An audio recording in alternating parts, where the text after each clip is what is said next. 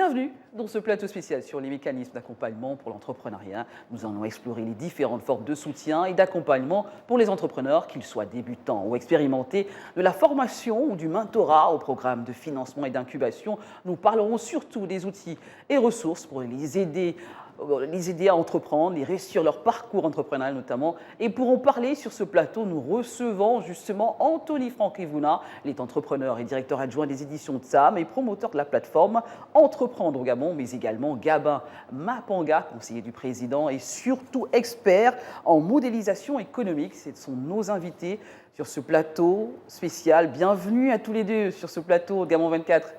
Merci. Bonjour Madame Massima. C'est un plaisir de vous avoir tous les deux. Le plaisir est partagé. Ouais. Très bien. Alors pour commencer, nous allons tout de suite regarder un extrait du discours du président sur notamment ce pan de l'entrepreneuriat ensemble et nous allons revenir pour interpréter. C'est maintenant. Pour ce qui est de la problématique de l'emploi, j'ai également ordonné d'inviter les entreprises de tous les secteurs à doubler leur production. Ainsi, elles pourront augmenter leur capacité à recruter. C'est l'occasion de souligner que le modèle économique d'une fonction publique, seule pourvoyeuse d'emplois, n'est plus adapté à nos États. Nos jeunes doivent cesser de rêver d'être fonctionnaires et privilégier l'entrepreneuriat. Sortons des idées reçues qui consistent à penser que les petits métiers avilissent l'homme. Au contraire, ce sont eux qui portent la société vers la croissance et le développement. Afin de soutenir l'entrepreneuriat, le gouvernement devra me soumettre très rapidement les conditions de la création d'une banque nationale de développement pour l'entrepreneuriat des jeunes, capable d'accompagner les PME, PMI à travers les 9 provinces. Voilà, le président de la transition qui porte là un regard, qui met un accent notamment sur l'accompagnement de l'entrepreneuriat. Quel intérêt portez-vous sur ce discours? Quel est votre avis sur ce discours à tous les deux? On va commencer par Gabin Mapanga, notamment sur ce pan d'entrepreneuriat. Alors, merci. Comme vous l'avez regardé dessus, le président a pris un engagement très important pour l'écosystème entrepreneurial gabonais. Parce que la principale difficulté que rencontraient les entrepreneurs gabonais, c'est le problème des financements. Donc, avec la création d'une telle banque pour l'entrepreneuriat gabonais, je pense que c'est aussi un nouveau départ et c'est aussi une restauration pour le modèle économique futur pour le Gabon. Franck-Anthony Vouna, une interprétation sur ce discours? Ce que je retiens surtout, et qui est très pragmatique de la part du président, c'est lorsqu'il dit que les jeunes ne doivent plus avoir pour vocation d'être de hauts fonctionnaires. Oui. Et c'est une vérité qui est absolue, parce que dans un pays, en réalité, ceux qui sont créateurs de richesses, ce sont les entrepreneurs. Donc, lorsqu'il dit cela, c'est une vision, je pense, qui est partagée par beaucoup de grands hommes. Et aujourd'hui, de mettre en place ces différents mécanismes de financement va permettre de répondre à l'une des problématiques majeures que rencontrent certains entrepreneurs, même si en réalité, je pense qu'on pourra aller beaucoup plus loin, car lorsqu'on parle de financement, en réalité, il faut aussi regarder la situation juridique de tous ces entrepreneurs, parce que pour bénéficier... Justement, on va y rester. C'était la prochaine question, notamment vous demandez, vous qui êtes au contact notamment de ces entrepreneurs aujourd'hui avec cette plateforme que vous animez, Franck-Anthony, quels sont les principaux défis auxquels les jeunes entrepreneurs sont actuellement confrontés lorsqu'ils lancent une entreprise, s'il faut aller directement dans le vif du sujet? Plusieurs facteurs, effectivement, que ce soit endogènes, exogènes, vont être subis clairement par les entrepreneurs. Prenons le cas du financement, parce que le président l'a relevé, c'est un point. Oui, c'est un Prenons point. aussi le cas de la formation, parce que lorsqu'on est entrepreneur, on doit être au quotidien en train d'être formé pour justement relever les différents défis. Mais aussi, je pense qu'il faut aussi avoir, ça c'est mon avis, des Gabonais qui commencent à travailler ensemble. Parce que les communautés puissantes dans notre pays, ce sont des communautés qui travaillent toujours en groupe. Seuls, on avance, ensemble, on va plus loin. Donc les Gabonais doivent aussi apprendre à travailler en groupe. Ça, c'est une culture qu'il faut vraiment inculquer aujourd'hui, qu'il faut travailler dessus.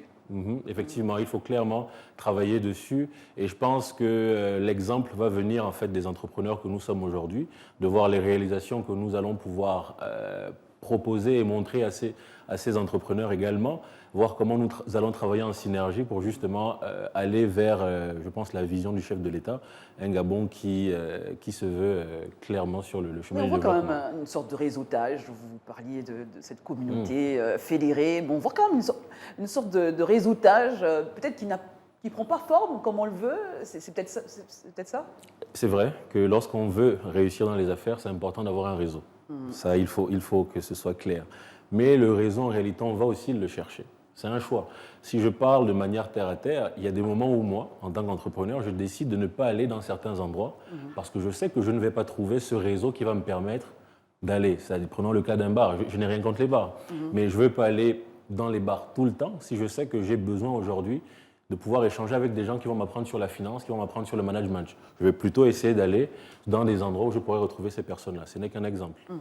Encore que lorsqu'on est entrepreneur, on porte plusieurs casquettes, on est d'accord. Exactement. Il faut être professionnel, il faut se former dans tous les domaines, Exactement. parce qu'on est à la fois son comptable, on est à la fois son commercial, Son fiscaliste, son management, son vendeur. C'est ça. C'est énormément de casquettes qu'on doit avoir au quotidien. Gabin Mapaga, quel mécanisme au programme de soutien pourrait être mis en place pour aider les jeunes à entreprendre, à surmonter notamment toutes ces difficultés? Alors, quand on regarde aujourd'hui l'environnement, aujourd'hui quand on fait un diagnostic sur l'écosystème entrepreneurial au Gabon, il y a un certain nombre de choses qui ont déjà été faites. Comme il parlait aujourd'hui de la formation. Oui. Il y a déjà aujourd'hui plusieurs incubateurs qui ont été créés ces 10 dernières années. À l'époque, c'était un problème. On avait une seule école qui formait, c'était l'Institut supérieur des technologies, dont je suis ici de la filière entrepreneuriale. Très bien. Malheureusement, cette école a fini par former des entrepreneurs sur la 4e promotion, mais il n'y avait pas de mécanisme d'accompagnement post-formation, ce qui a fait que beaucoup se sont retrouvés dans l'administration publique. Donc le premier mécanisme concernant la formation, moi je pense qu'on a déjà les bases. Aujourd'hui, comme vous avez parlé tout à l'heure de lobbying, il faut créer cette synergie, ce réseau-là, qui puisse permettre que même ceux qui n'ont pas des élus d'entreprise, mais qui ont des moyens, qu'on appelle dans d'autres pays des business angels, peuvent financer parce que l'idée est porteuse de valeur. Oui, au lieu d'attendre tout de l'État aussi. Exactement. Donc on peut créer une synergie, comme il a dit tout à l'heure, mais ces synergies, il faut les trouver à des endroits, notamment les incubateurs. Il faut les trouver à des endroits, notamment lors des colloques. Ah oui, il faut se bouger, hein, il faut aller chercher. Exactement. Aujourd'hui, c'est pour ça que le président parlait de mindset, il parlait de changement de mindset, qu'il faut qu'on arrête de penser comme hier. Aujourd'hui, le nouveau modèle économique, c'est que chacun doit apporter de la valeur pour le pays. Parce que pour que le pays se construise, il faut que les fils et les fils du Gabon mettent chacun sa pierre à l'édifice. Gabin Mapaga, on parle justement de formation. Quel type de formation ou d'éducation entrepreneuriale serait le plus bénéfique pour les jeunes souhaitant se lancer dans les affaires, dans le business? Quel type de formation, que ce soit dans l'éducation, aussi bien un peu partout? Alors moi, je suis spécialisé dans... J'encourage les jeunes à se lancer dans 2 types de modèles. Le premier modèle, c'est la loi d'effectuation. Faire avec la valeur que vous avez entre les mains. Oui. Donc ça, c'est la méthode qu'on appelle la méthode par l'effectuation. Comment vous arrivez à faire à partir de la valeur que vous possédez déjà. Notamment si je veux ouvrir un cabinet d'expertise en modélisation économique, j'ai déjà l'expertise. Donc il me suffit simplement d'avoir un ordinateur et puis commencer à chercher les marchands en ligne. Donc je peux déjà créer de la valeur à partir de ma propre expertise. Ça, c'est le premier modèle. Et le deuxième modèle, il y a le Lean Startup, créé par itération marché. Ça veut dire, aujourd'hui, les gens créent de la valeur pour les gens. C'est le cas, par exemple, de l'État aujourd'hui. Le président doit créer de la valeur pour les Gabonais. Et lorsqu'on parle de modélisation économique, le Lean Startup permet de mieux cerner le problème dès le départ, mieux aller vers le bénéficiaire final, donc qui est, dans le cas de l'État, qui est le citoyen, comprendre le besoin réel du citoyen et revenir créer de la valeur pour ce citoyen-là. Donc c'est ce changement de mindset, c'est ce changement de modèle économique que le président souhaite mettre en place. Anthony Evouna, ces formations qui peuvent contribuer au succès des entrepreneurs et stimuler surtout l'innovation et la croissance, pourquoi pas? Non, bien entendu. Après, j'aimerais rajouter à ce que monsieur le conseiller a dit, que aujourd'hui, il faut savoir vivre avec son temps. C'est-à-dire le temps que le gouvernement puisse mettre en place toutes ces formations. Oui. Il y aura quand même un décalage entre le besoin des entrepreneurs aujourd'hui et le moment où ces formations seront disponibles sur le marché. Mais en réalité, il faut aussi que les gens apprennent à faire ce qui se passe ailleurs, à savoir l'auto-formation. Oui. Je vais vous prendre un exemple assez concret. Vous avez donné un peu mes titres, mais en réalité, à côté de cela, je suis un peu agriculteur. Comment je me suis retrouvé être agriculteur? C'est qu'en revenant au pays, je me suis dit, c'est un secteur dans lequel il faut se lancer. Qu'est-ce que j'ai fait? Je suis allé sur YouTube, aussi simple que ça. J'ai commencé à taper comment planter du gombo, comment planter de la pomme de terre.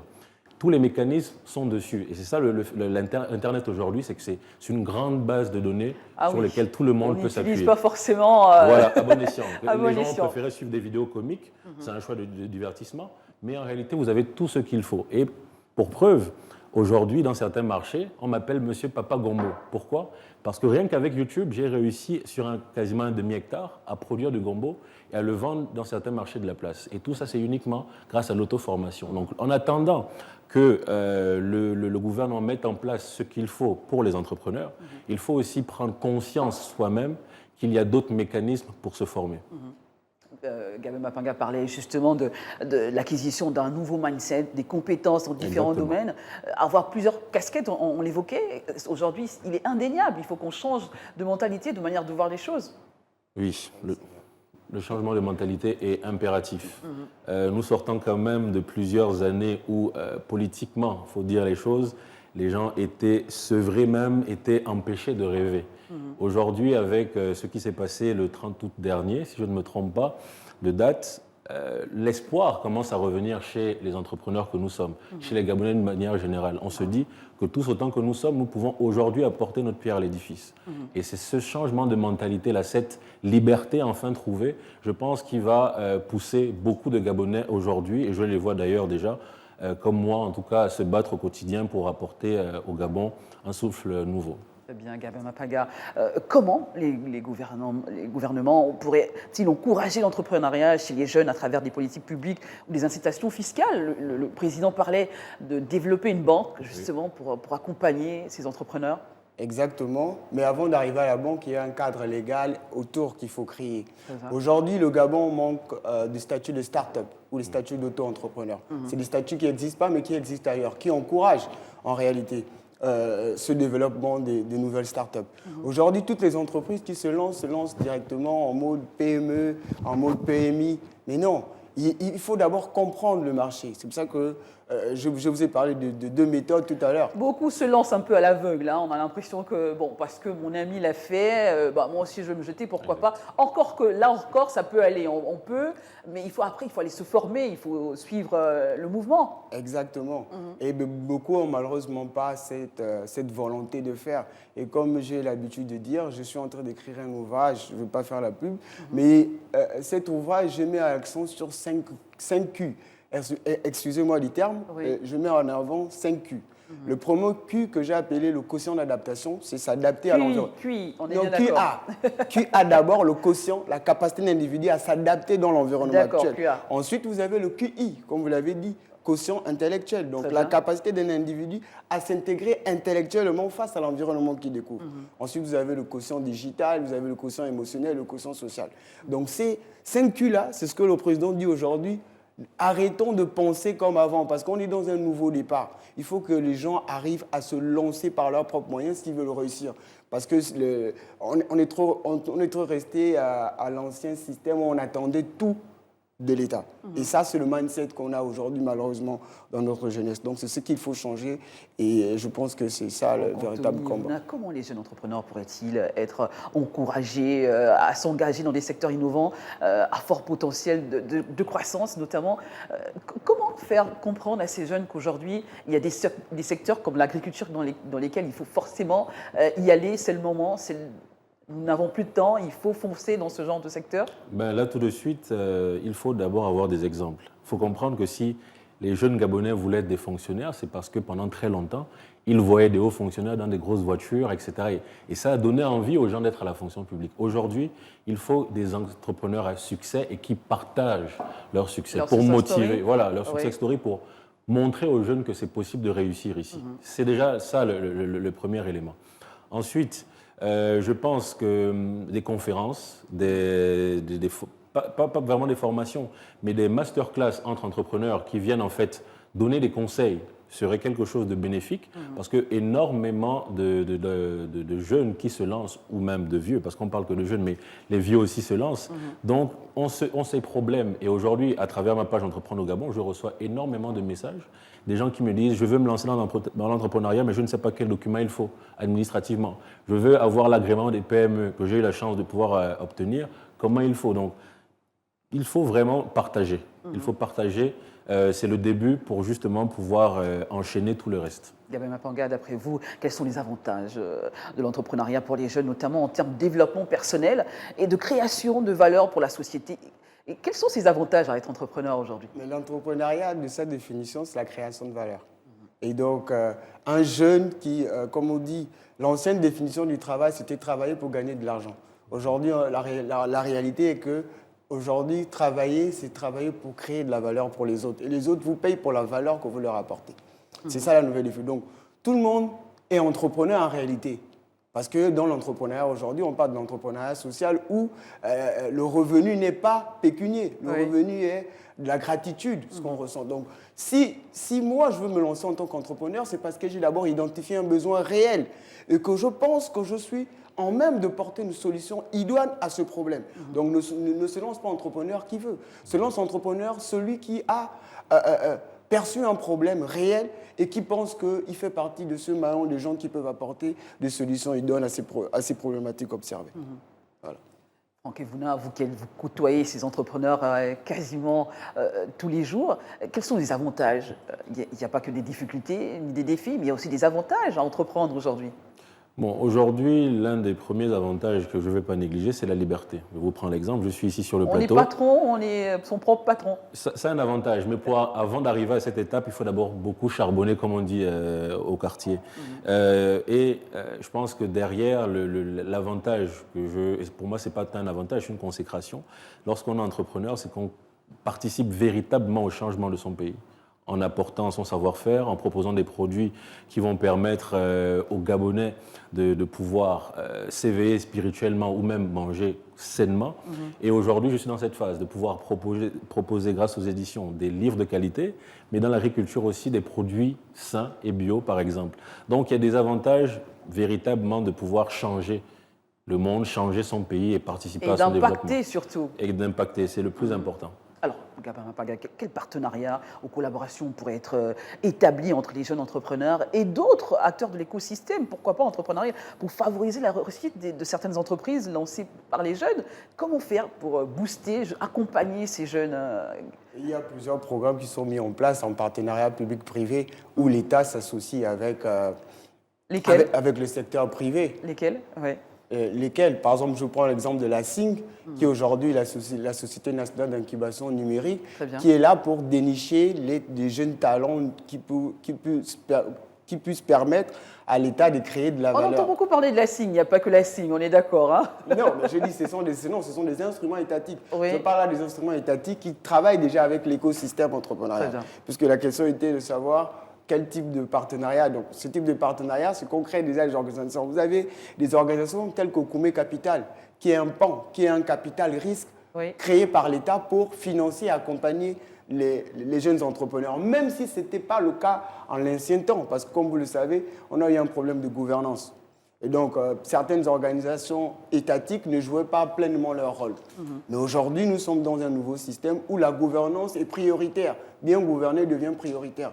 Donc, ces instruments-là, c'est déjà, pour moi, des pans de relations entre nous qui représentons l'État, et les privés, donc les jeunes entrepreneurs et ceux qui sont déjà seniors.